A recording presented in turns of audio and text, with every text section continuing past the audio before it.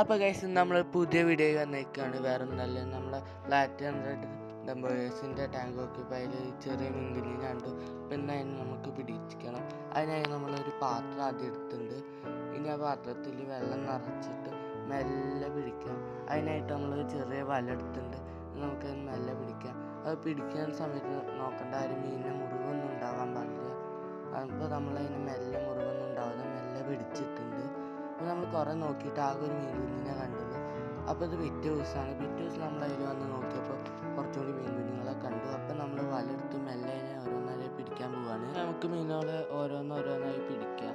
അങ്ങനെ നമ്മൾ മെല്ലെ മീൻകുഞ്ഞുങ്ങൾക്കൊന്നും മുറിവൊന്നും ഉണ്ടാവാതെ മെല്ലെ ഓരോന്നോരോന്നായിട്ട് പിടിച്ച് ഇട്ടേക്കാണ്.